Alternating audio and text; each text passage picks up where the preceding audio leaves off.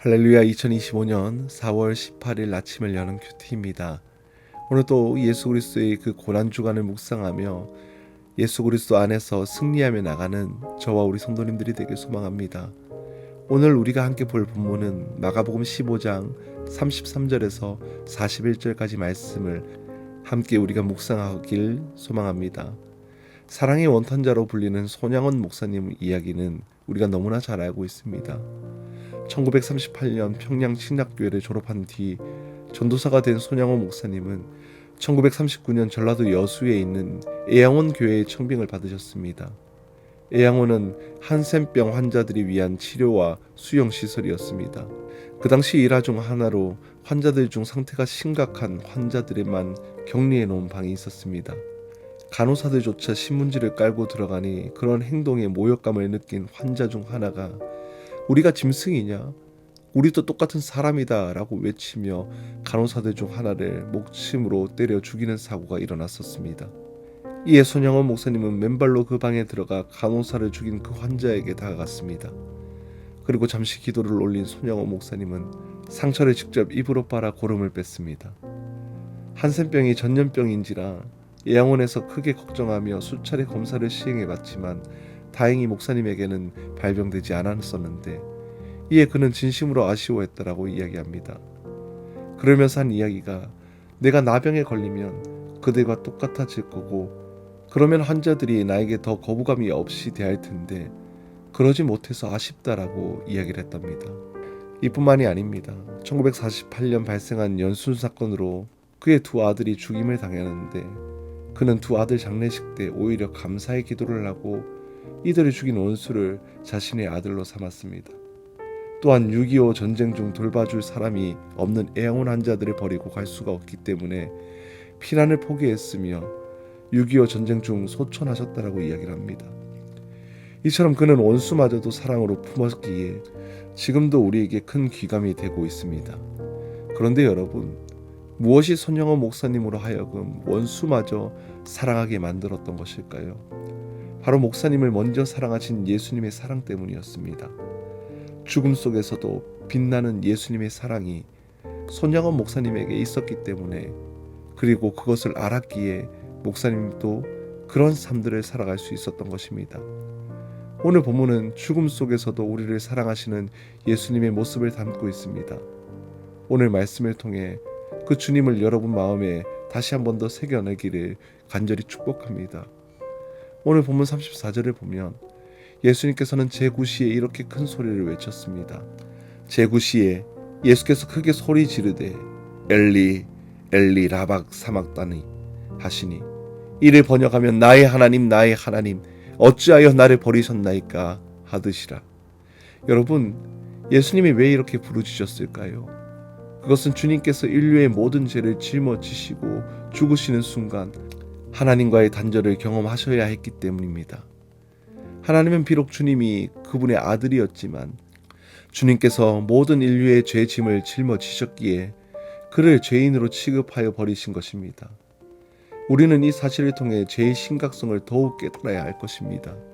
죄는 하나님과 우리 사이를 단절시키는 장애물과 같습니다. 그렇게 이사야 선지자도 이사야 59장 2절에 이렇게 말씀합니다. 오직 너희 죄악이 너희와 너희 하나님 사이를 갈라놓았고 너희 죄가 그의 얼굴을 가리어서 너희에게서 듣지 않으시게 함이니라. 우리가 죄를 두려워해야 하는 이유는 그것이 우리 하나님의 소통을 불가능하게 만들었기 때문입니다.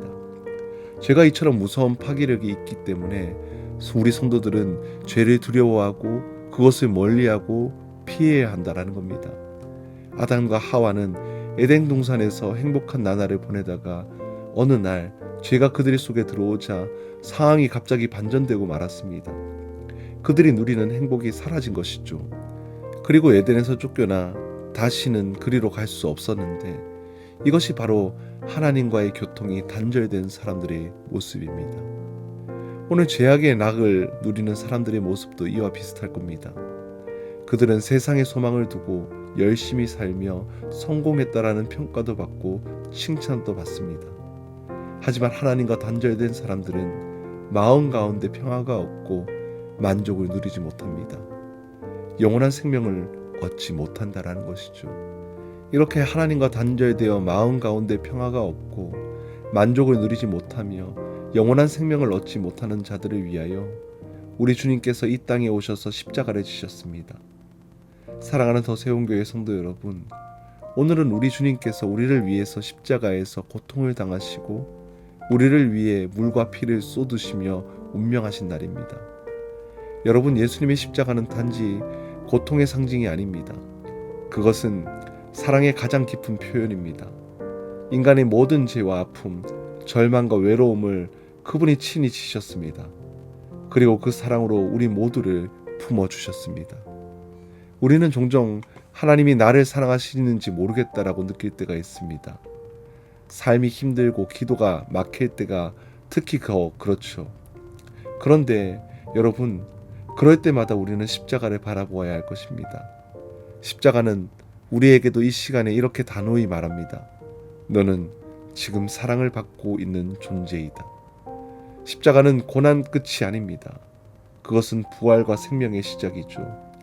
예수님께서 고통을 통해 우리를 사랑하셨기에 우리는 이제 어떤 상황 속에서도 소망을 잃지 않을 수 있습니다. 그분은 어둠 속에서도 우리를 향한 사랑을 멈추지 않으셨습니다. 오늘 본문 37절 말씀을 보면 이렇게 이야기를 합니다. 예수께서 큰 소리를 지르시고 숨지시느니라. 그리고 바로 그 다음 38절에 놀라운 사건들이 기록되고 있습니다. 이에 성소 휘정이 위로부터 아래까지 찢어져 둘이 되느니라. 사랑하는 여러분, 휘장은 성전 안 지성소를 가리고 있는 휘장이었습니다. 성전의 지성소는 아무나 출입할 수 없게 휘장으로 가려져 있었습니다. 그리고 1년에 한 번 대속죄일 때 대제사장만 출입이 가능합니다.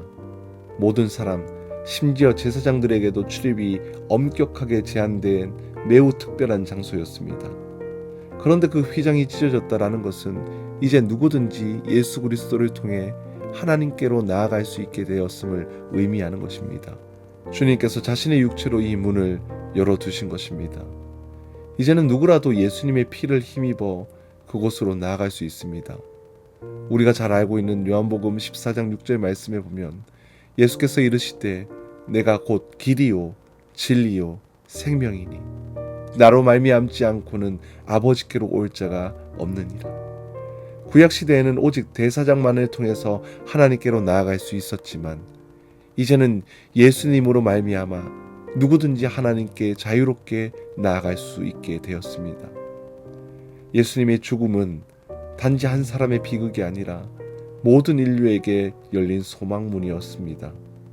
그 어떤 죄인도, 그 어떤 아픔 속에 있는 사람도, 그 어떤 상처와 무거운 짐을 진 사람도 이제 하나님 앞에 담대히 나아갈 수 있는 길이 열린 것입니다. 사랑하는 더 세운교회 성도 여러분, 혹시 지금 마음속에 나는 하나님께 나아가기에 너무나 부족한 사람이다 라고 생각이 드십니까? 그렇다면 오늘 이 말씀을 기억하시길 바랍니다. 하나님께 나아가는 길은 나의 자격으로 열리는 것이 아니라 예수님의 십자가로 이미 열려 있다라는 것을 우리는 기억하셔야 됩니다. 우리를 위한 은혜의 길은 이미 우리 앞에 예비되어 있습니다. 그리고 예수님이 마지막을 지켜보던 로마 백부장이 39절에 이런 고백을 하죠. 예수를 향하여 섰던 백부장이 그렇게 숨지심을 보고 이르되 이 사람은 진실로 하나님의 아들이었도다 하더라.